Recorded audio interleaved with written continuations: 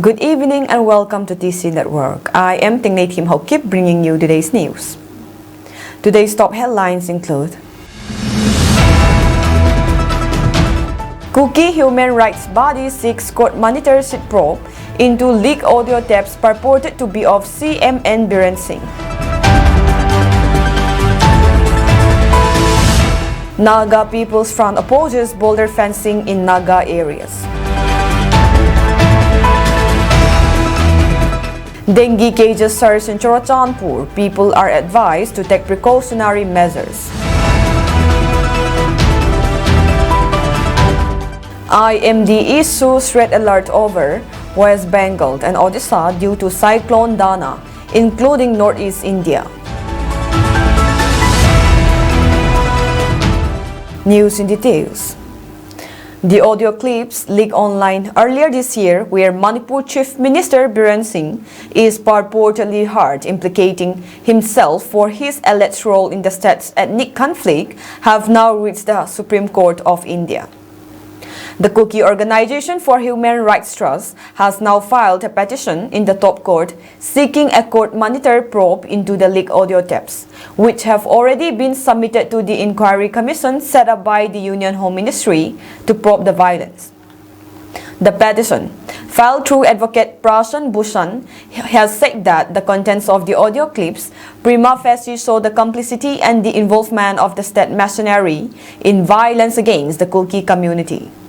The petition argued that since the purported conversations in the recording appear to point to a conspiracy involving the highest functioning of the state, the investigation cannot be done by agencies such as the Central Bureau of Investigation or the Enforcement Directorate. It sought a special investigative team with officers of impeccable integrity picked by the court to conduct the investigation. The petition also called for the probe to be monitored by a retired judge of the Supreme Court. The writ petition was filed on October 9 and registered on Tuesday, October 22. Citing several portions of the alleged conversation that feature in the leaked audio tapes that run for around 45 to 50 minutes. The petition said, it is apparent from the aforementioned conversation that the Chief Minister of Manipur was instrumental in inciting, organizing, and thereafter centrally orchestrating the large-scale murder, destruction, and other forms of violence against the Kuki-dominated areas in Manipur. In its petition, the organization has said that the conversation contained in the recordings revealed a battery of offenses under the Bharatiya Nyaya Sanhita, the Arms Act, and the Scheduled Castes and Scheduled Tribes Prevention of Atrocities Act. Parts of the audio clips has first started leaking on social media in August this year.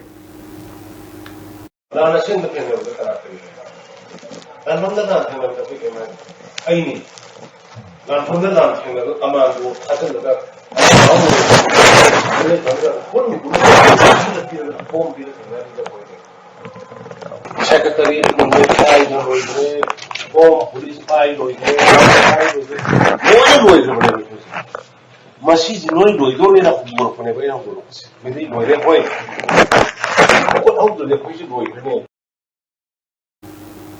On August 7, the Manipur government issued a statement claiming that the audio clips were doctored, but also said that the Manipur police had launched an investigation into the origins of what it called a defamatory campaign against the CM. A curfew was imposed in the Tuibung subdivision area in Kukiland's Chorachandpur district on Wednesday following protests by a group of tribal youths. Police say the curfew was announced as a preventive measure under Section 163 of Bharatiya Nagarik Suraksha Sanhita (BNSS) 2023. The curfew was imposed to ensure that the law and order situation does not deteriorate. The situation is under control now, and the curfew is in force until further orders, said a senior police official in the district. The youth belonging to United Tribal Volunteers have called for a total shutdown of the entire area, following an alleged molestation attempt on a minor girl by a trader. Police said that the angry youth had also set the shop on fire owned by one, Jakir, who had allegedly tried to molest the minor. We have arrested the culprit and he is in our custody, they said. Meanwhile, following the curfew ordered by Deputy Commissioner Chorachandpur, there is a ban on the unauthorized possession or unlawful assembly of 5 or more persons and carrying arms or other instruments that can be used as weapons, including sticks, rods, and stones. The prohibition, however, does not apply to government agencies involved in enforcing law and order or maintaining essential services, the order states. Manipur has been witnessing ethnic violence since May last year, which has already displaced over 65,000 people belonging to the Meitei and Kuki communities. The ethnic violence between the Meiteis and Kukis broke out on May 3 last year after a tribal solidarity march was organized in the hill districts to protest against the Meiteis community demand for scheduled tribe status turned violent. So far, over 230 people have been killed in ethnic strife. As many as 11,133 houses have been set on fire, out of which 4,569 homes have been destroyed. A total of 11,892 cases have been registered in different police stations in connection with the ethnic violence. The state government has established 302 relief camps to provide shelter to over 65,000 internally displaced persons. Dengue cases continue to rise in Lamka, with 2 new cases reported today, bringing the total to 120 this year, according to the District Malaria Department. Most cases are from Silmat and Hangzhou. In Lamka district, 68 cases were reported in 2022, 171 cases in 2023, and 118 cases in 2024 till the month of October. In Manipur, with a total cases of 1,903, the data of dengue reported in its districts are as follows. In Phal West, 1,258 cases. In Phal East, 358 cases. Lamka, 120 cases. Bisnupur, 56 cases. Chandel, 4. Kangpokpi, 9. Sinapati, 1. Tamenglong, 2. Nonay, 3. Taubal, 48. Kakching, 25. Ukrol, 4. And Kamzong, 1 cases respectively. Dengue-related deaths in its districts include in Phal West 3 and Bisnupur 1. The District Malaria Department has taken measures to control the outbreak, including source reduction and fogging. Breakdown of dengue cases in Lamka from April to October are as follows. April 3, May 3, July 7, August 17, September 13, and October 7 to 7 respectively. Affected areas in Lamka include Zenhang Lamka, Tuibung, Chingkonpang, Bipai Cham, Pikam Doving, Basan Pai, Silmat, Hilltown, Bizang, Di Pailin, Marveng, Neru Mark, Di Laikot, V Munhoy, Mata, Rengkai Road, Hangzhou, and B Ebenezer. The Kuki Women Organization for Human Rights, under the auspices of Kuki Inpi Manipur, has successfully implemented the Zangna Dopna project, which has reached its 3rd phase. Preparations are underway for the 4th phase. The project's objective is to give a certain sum of money which are collected together every month from every mother's household and donated to the next of kin of the martyrs' families to show our love and support for them. This Zangna Dopna project aims to wipe the tears of the martyrs' families who lost their beloved in the hands of the Meiteis in this genocide pogrom against the Kukis. The first one was organized on June 15, 2024 at Wall of Remembrance Tuibung, honoring 12 martyrs. Phase 2 conducted on August 2, 2024 at M. Songil Community Hall, honoring 16 martyrs. Phase 3 was conducted at Kangpokpi KCC campus, honoring 20 martyrs. For the upcoming 4th phase, so far, mothers from the following villages had submitted their monthly contribution at the cohort's office. K. Munhoy, Zalenmun, T. Bethlehem, Bizang, Tuinom, Songza Hupi, M. Songil, S. Haizang, K. Langnom, Olgelmol, New Bolzang, Molnom, Holmun, and Molkon respectively. The organization expresses gratitude to all who have supported the project and invites continued contributions for its successful completion. The cumulative data of relief materials distributed by the district administration since the onset of the conflict till October 2024 to the internally displaced persons (IDPs) in relief camps are listed as follows. Food items: rice 65,572.1 bags, dal 14,603.6 bags, potatoes 4,618 bags, onions 4,505.25 bags, mustard oil 51,489.8 tins, gram or matar peas 19,189.7 bags, sugar 12,332.7 bags, Nutrella 3,334.2 bags, wheat 300 kg, pulses 2,024.6 kg. Packets of salts 18,420.77 kg, cabbage 1,050 kg, pineapple 470 pieces, canned fish 21,160 tins. Non-food items includes mosquito net 4,413 packets, bed sheets 5,332 blankets, 8,371, pillow and cover 4,536, mattresses 5,770, thermals 1,024, emergency lamps 1,911, thermoflask 7,679. Warm salt 224 pieces, oats packets 7,317, suji packets 18,278, biscuit packets 3,700, mosquito repellents 50,164 packets, tea leaves 1,581.6 kg, Nestogen or Lactogen packets 29,997, soap packets 1,175,992, utensil sets 108, hygiene kits 944, sanitary pads 52,937 packets, diapers 563,930, toothpaste 62,332 pieces, toothbrush 59,139 pieces, eggs 643,564 pieces. Recreational items includes footballs 302, volleyballs and nets 77, plastic balls 76, carom boards 156, chess sets 96, guitars 8, ludo sets 178. Other essential items handed out were storage boxes 4,590, cornflakes 427 packets, tarpaulin rolls 92. Naga People's Front Manipur State Unit, an ally of the ruling BJP government in the state, has strongly opposed the proposal for construction of Indo-Myanmar border in Naga areas. In a statement issued by its General Secretary, Hongray Hui Kasung, the regional party stated it opposes border fencing in Naga areas along the Indo-Myanmar border without correcting the traditional boundaries.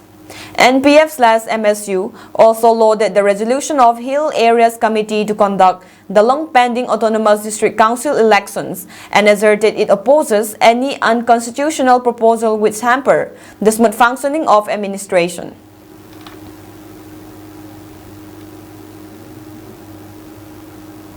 India Meteorological Department (IMD) has issued a red alert today over West Bengal and Odisha due to the Cyclone Dana formed over the east central Bay of Bengal. The IMD said that the severe cyclonic storm will cross the region late tonight on early tomorrow morning with a wind speed of 100 to 120 kilometers per hour. Extremely heavy rainfall is predicted over parts of West Bengal and Odisha today and tomorrow due to the cyclone, while heavy rainfall is expected over adjoining Jharkhand and northeast India till tomorrow.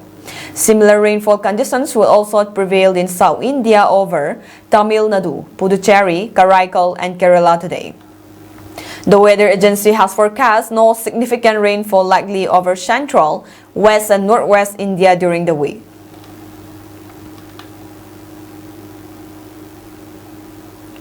Manipur police on Wednesday arrested the main accused in connection with a bank heist in Kakching district, police said.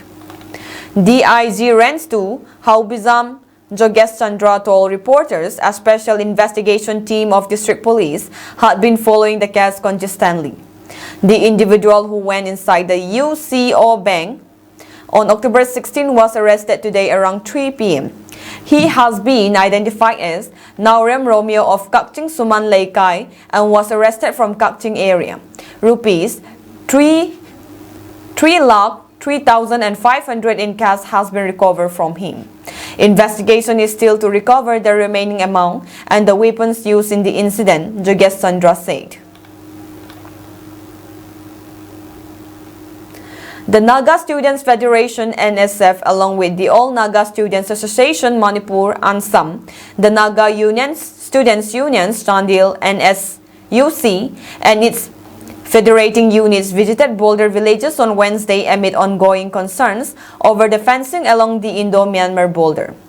Organized by the NSF, the apex body of Naga student organizations in the northeastern region, the visit took place under the theme Safeguarding Naga Homeland, Breaking Barriers and Shadow Lines as part of the reconnaissance mission to Chandil and Ukhrul on abrogation of FMR from October 21 to 25, 2024. The NSF-led delegation visited Boulder Pillar number 82 near Nongkhan Satang village to assess the situation and met with the village authorities of Nongkham, Satang and Choktong. During the interaction, Peter, chairman of Choktong Village Authority, shared that their village is hosting 690 refugees, of whom only 290 have undergone biometric verification. He also mentioned that the number of refugees is twice the population of the village. Addressing the gathering, NSF President Midovi reaffirmed that the land belongs to the Nagas, stating, "The land we are standing on today belongs to the Nagas, and nothing will take it away from us. This land is ours, it belongs to all Nagas. We cannot compromise because of individual interests," he continued.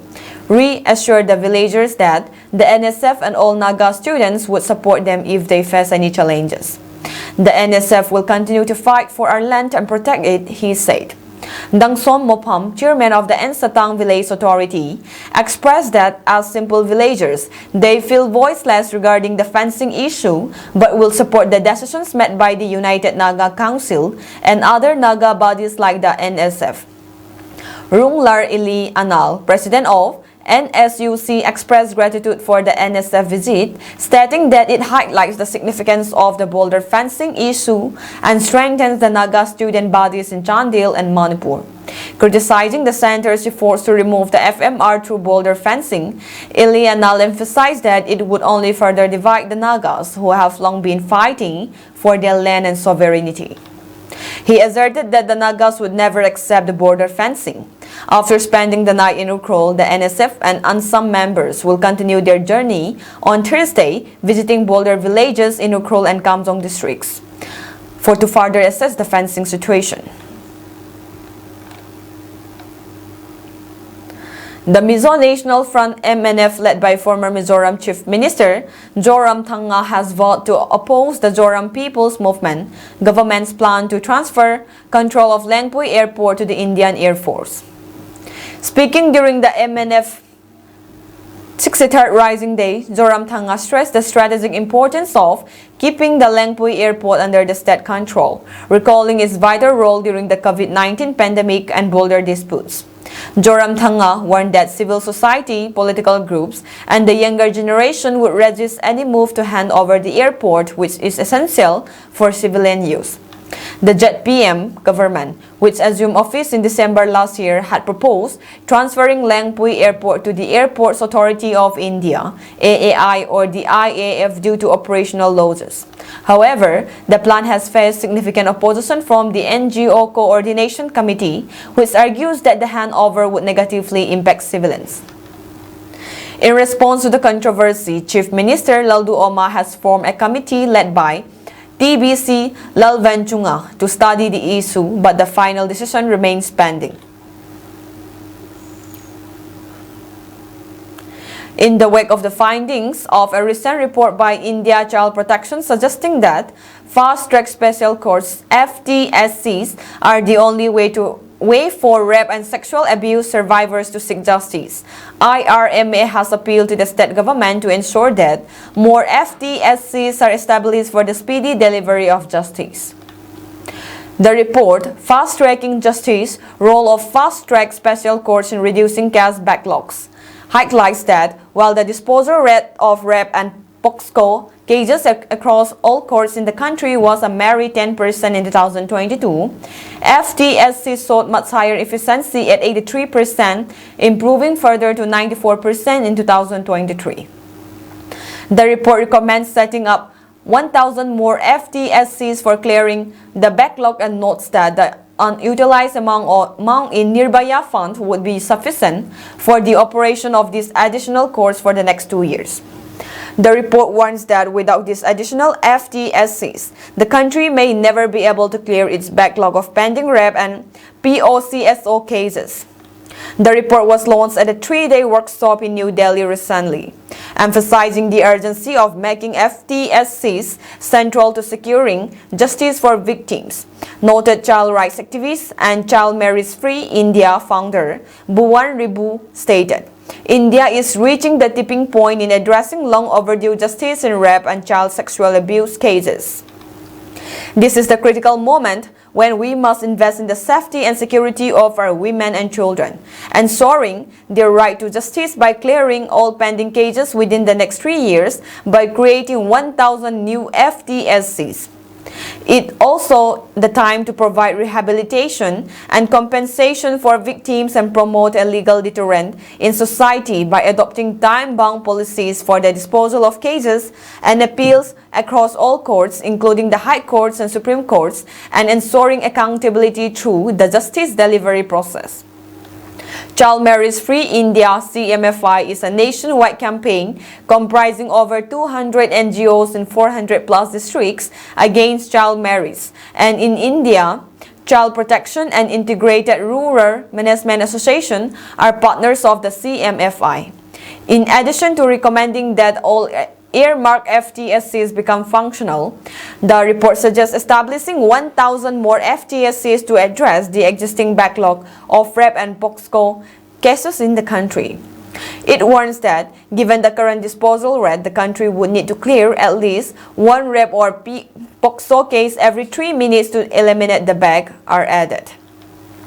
The report warns that India would need approximately 3 years to clear the existing backlog of the 202,175 rape and POCSO cases in FTSCs if no new cases are added. It recommends immediately making all 1,023 FTSCs functional and setting up 1,000 more FTSCs nationwide. Citing the report and its findings, the Lamzaning Haukip, Director, IRMA, said, "While we are working tirelessly to ensure that victims and their families seek justice instead of remaining silent, the hard truth is that their quest for justice often feels never-ending.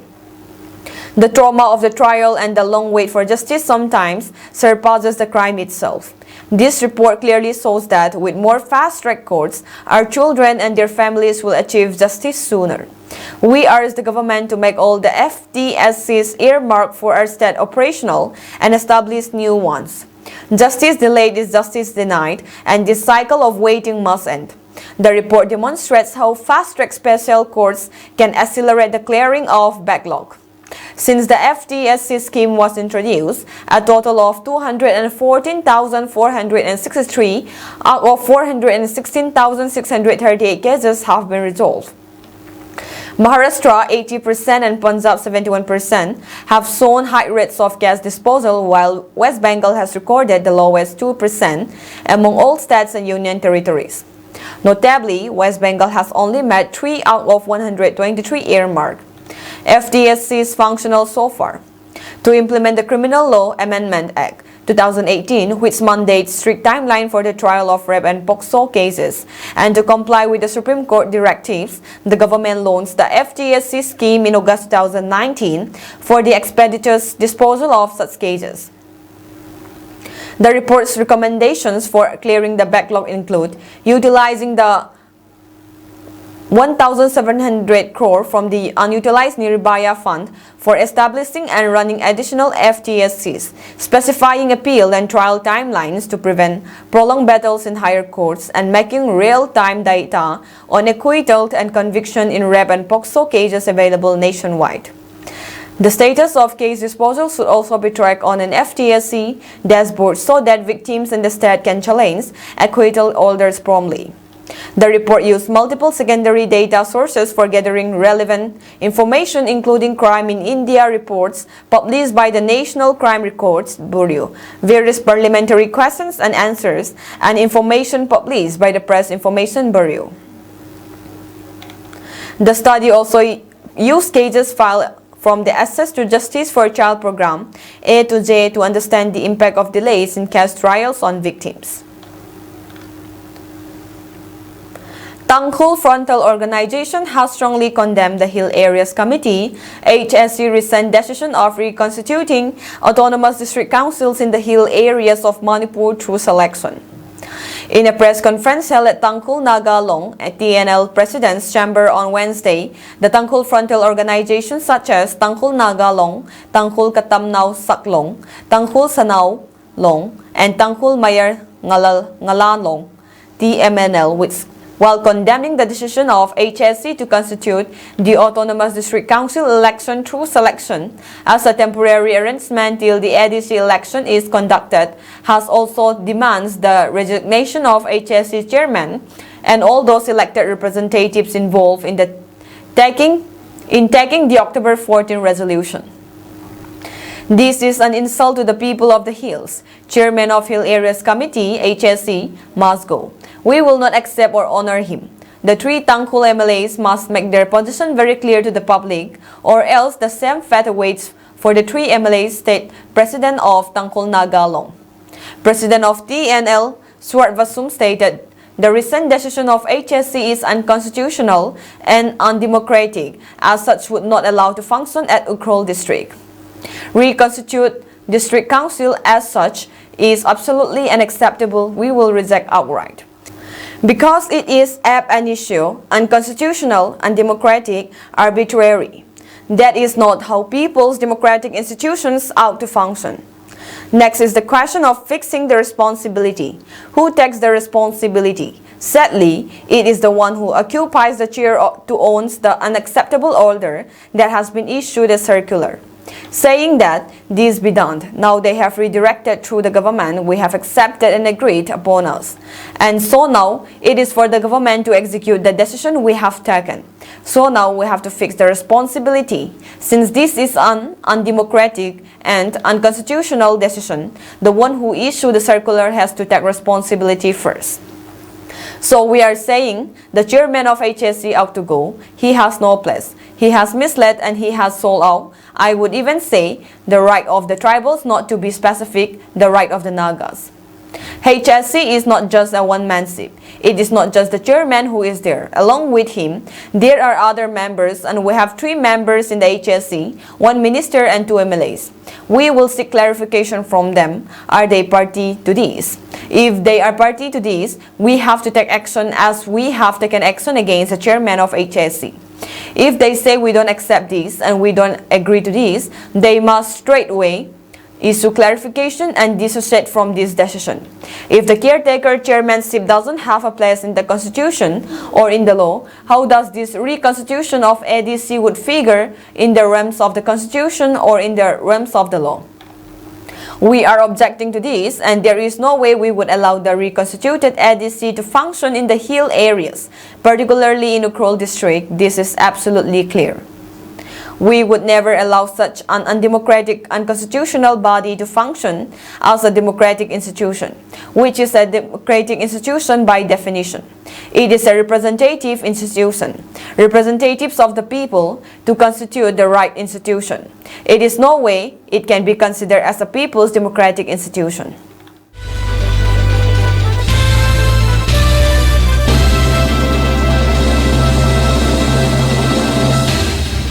The deep depression over the Bay of Bengal has transformed into a cyclonic storm named Dana and is heading towards the Odisha Bengal coast.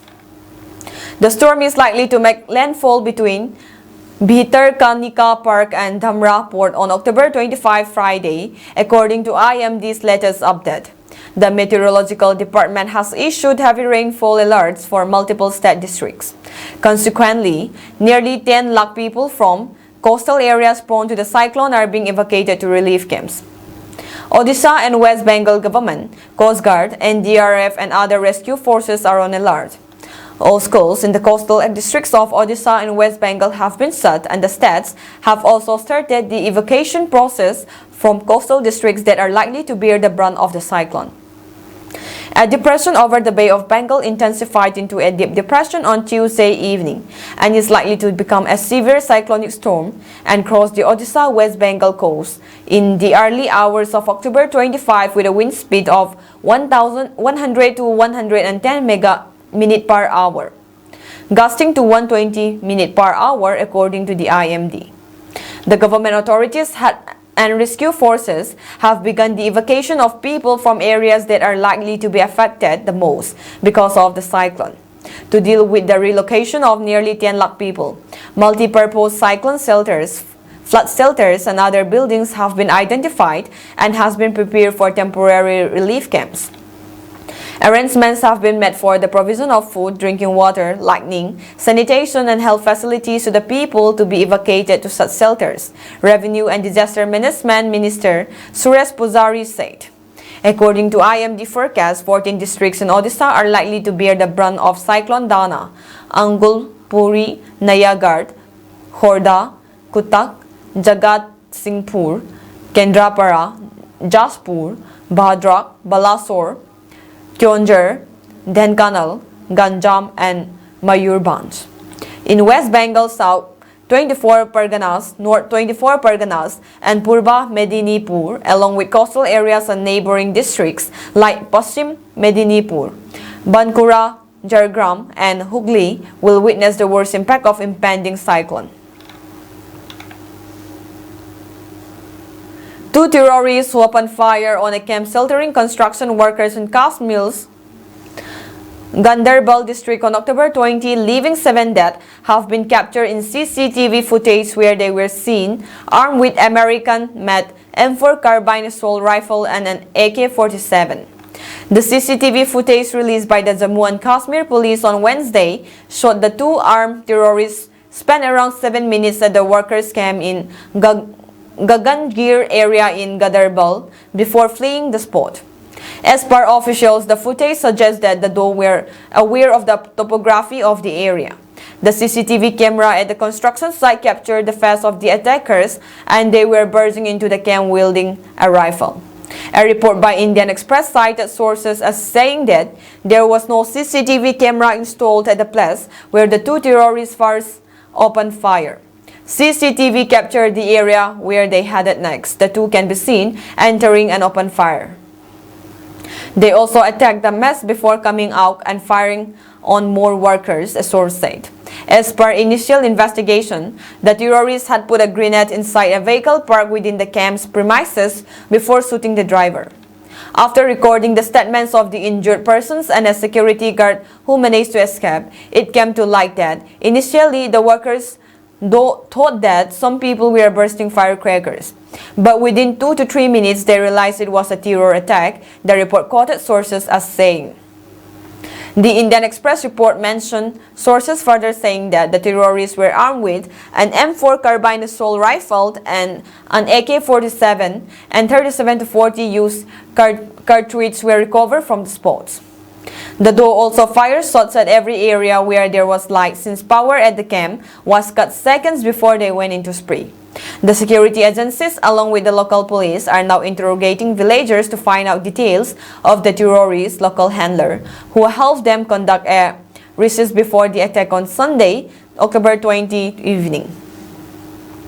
According to a report by The Hindu, security agencies suspect the attackers could be hiding in the flanks of the thick forest ranges adjacent to the attack site. After a 2020 border clash killed at least 20 Indian soldiers, Prime Minister Narendra Modi took a range of steps to block investment from China, even going further than the US in some areas. Now there's a recognition in New Delhi that he may have gone too far. Modi met Chinese President Xi Jinping on Wednesday at the BRICS summit in Russia, where the two leaders pledged to stabilize relations. Xi said both sides should strengthen cooperation and manage differences and disagreements. India said that special representatives from both sides would meet to plan next steps. The 2020 border clashes, which also left an unknown number of Chinese dead, prompted India to impose strict rules on Chinese businesses seeking to invest in the country, ban hundreds of Chinese apps, and slow visa proposals. The stringent measures led to the collapse of several investment proposals, including BYD company $1 billion plan to build electric vehicles in India. India business have increased pressure this year on Modi's government to relax the restrictions on China, according to officials familiar with the matter, who asked not to be identified. It became clear, they said, that the tough stance on China was backfiring on India companies and hurting Modi's push to attract more high-end manufacturing, including chip makers. India's top economic advisor added to the debate in July, stating in stark terms that the South Asian nation needs to attract Chinese businesses to achieve the ambition of becoming a manufacturing hub. National security officials started to shift their stance around the same time, advising various ministries to take a positive view on investment proposals that pose no clear threat to India, the people said. China had its own pressure as well, facing a more hostile war characterized by trade barriers and rising competition with the US over technology. Beijing in recent months has sought to improve ties with a range of countries, including American allies Australia and Japan, ahead of a US election that could bring back Donald Trump, who had threatened 60% tariffs on China. Still, it's unclear how far India will go on loosening its rules. Officials in Delhi said suspicion of China remains deep, and the move to improve ties is aimed at strengthening India's economy over the long haul rather than making a strategic shift to turn its back on the US backcourt, which also includes Japan and Australia. Indian Finance Minister Nirmala Sitharaman signaled on Tuesday that any easing of restrictions would be done cautiously. Speaking to a US audience, she said foreign investment needs safeguards, especially where it affects the national interest. She did not mention China specifically, but spoke in general about investment coming from neighboring countries.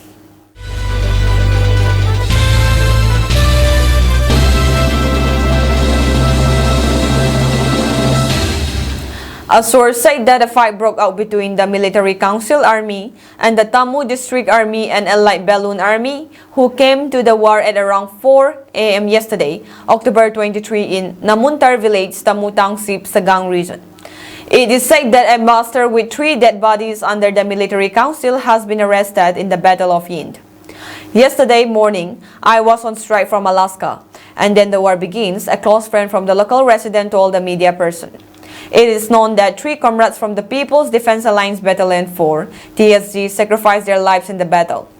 Indian Manipur divided forces have been taking shelter in Myanmar since before the military took over. After the military coup in 2021, they are fighting the revolutionary forces in collaboration with the military council. In addition, the Indian Armed Forces Tangkol Naga armed group is now in collaboration with the military council to fight the revolutionary forces, says the revolutionary forces. Turkey targeted Kurdish militants in Syria and Iraq hours after 5 persons were killed in an attack at the Turkish aerospace industry's headquarters on Wednesday. At least 14 people were injured in what Turkey described as a terror attack on the state-run defense company Tusas at the site near Ankara. In retaliation, Turkey launched airstrikes on over 30 sites of the militant group in an aerial defensive. Loud explosions and gunfire were reported during the attack on the defense farm after suspected Kurdish militants detonated explosives and opened fire, the Turkish interior minister said. 4 victims were employees of the firm, while one was a taxi driver, the BBC reported. 2 attackers and a civilian woman were also killed in the incident, Interior Minister Ali Yerlikaya said. The minister said that they believe that militants of Kurdistan's Workers' Party, or PKK, was suspected of being behind the attack, but they are in the process of confirming the assailant's identity. Turkey's Defense Minister Yasser Güler also pointed the finger at the PKK. PKK is a Kurdish rebel group listed as a terrorist organization by the United Kingdom, the United States, and European Union. The leader of the rebel group, Abdullah Öcalan, has been imprisoned by Turkey since 1999. Öcalan's PKK launched an armed conflict with Turkey 40 years ago. Tens of thousands of people have died since the start of the conflict in 1984. PKK has bases in northern Iraq, and its affiliate Kurdish militia group, People's Defense Units or YPG, is based in Syria. Established in 1978, the outfit seeks the creation of an independent Kurdish state in southeastern Turkey, Syria, Iraq, and Turkey. The Kurdish community, mainly Sunni Muslims, are based on the borders of 5 nations: Armenia, Iraq, Iran, Syria, and Turkey. The history of Kurdish nationalism dates back to the 1890s, coinciding with the decline of the Ottoman Empire. The Kurds were promised independence in the 1920 Treaty of Sivris, which redefined the territorial boundaries of Turkey after World War I. However, Turkey's leader Kemal Atatürk tore up the accord 3 years later. Subsequently, the Kurds were divided among the Middle East countries, though the Treaty of Lausanne ratified in 1924. Kurds make up about 20% of Turkey's population. World leaders called for peace in the Middle East and Ukraine at the BRICS summit in Russia on Wednesday, as President Vladimir Putin told them he welcomed offers to mediate in the Ukraine conflict. The Russian leader is casting the gathering as a sign that Western attempts to isolate Moscow have failed, but faced direct calls to end the Ukraine conflict from some of his closest and most important partners. The meeting of around 20 world leaders in the central city of Kazan is the largest diplomatic forum held in Russia since Putin ordered troops into Ukraine in 2022. Starting in 2009 with 4 members, Brazil, Russia, India, and China, BRICS has expanded to include other emerging nations such as South Africa, Egypt, and Iran. In a joint statement, the group said it was deeply concerned about ongoing conflicts and instability in the Middle East and North African regions. It also criticized Israeli attacks on UN staff in southern Lebanon and urged that Lebanon's territorial integrity be preserved. At a plenary session earlier on Wednesday, leaders had lined up to call for peace in both the Middle East and Ukraine. Iran's President Masoud Pezeshkian urged BRICS members to use all their collective and individual capacities to end the war in Gaza and Lebanon. Chinese President Xi Jinping repeated his call for a ceasefire, saying, "We need to stop the killing and work tirelessly for a comprehensive, just and lasting settlement of the Palestinian issue." And Brazilian President Luiz Inácio Lula da Silva also called for escalation in both the Middle East and Ukraine to be avoided. As we face 2 wars that have the potential to become global, it is essential to restore our ability to work together toward common goals, he stated in an address to the summit via video conference. He said the summit once again demonstrated that the war majority remains on the side of Ukraine in its quest to guarantee a comprehensive, just and sustainable peace. The European Union on Wednesday urged BRICS members to use the forum to pressure Putin to immediately halt his offensive on Ukraine.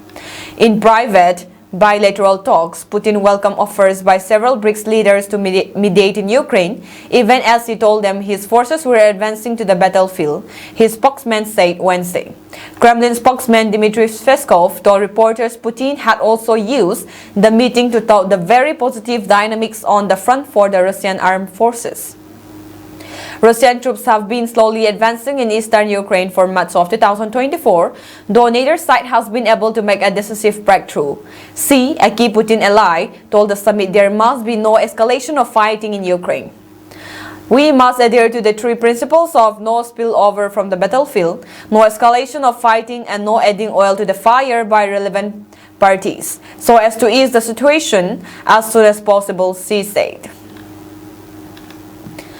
At least 13 people have been killed by rare flesh-eating bacteria infection in the U.S. Florida amid a hurricane. As per the state's authorities, there have been 74 confirmed cases of Vibrio vulnificus infections in 2024. According to officials, the surge in the cases was due to Hurricane Helen, which last month lasted Florida's historic storm surge and chaotic winds. The storm later traveled to southern Appalachia and ravaged western North Carolina with deadly flooding and landslides that kill over 100 people. In 2024, Citrus, Hernando, Hillsborough, Lee, Pasco, Pinellas, and Sarasota counties experienced unusual increases due to the impacts of Hurricane Helen, the department said. However, recently on October 9, Florida was struck by Hurricane Milton, a Category 3 storm that claimed the lives of at least 2 dozen and caused other damages. Florida health authorities said vibrobacteria commonly found in warm coastal waters can cause illness when ingested or when open wounds are exposed to contaminated water. After heavy rainfall and flooding, the concentration of these bacteria may rise, particularly in brackish and saltwater environments, they added. Vibrio vulnificus is a type of infection caused by bacteria that is often caused by eating uncooked or undercooked shellfish or when sea waters enters a wound. Symptoms get worse quickly. They include fever, low blood pressure, and painful blisters. That is all for today's news, and have a pleasant evening ahead.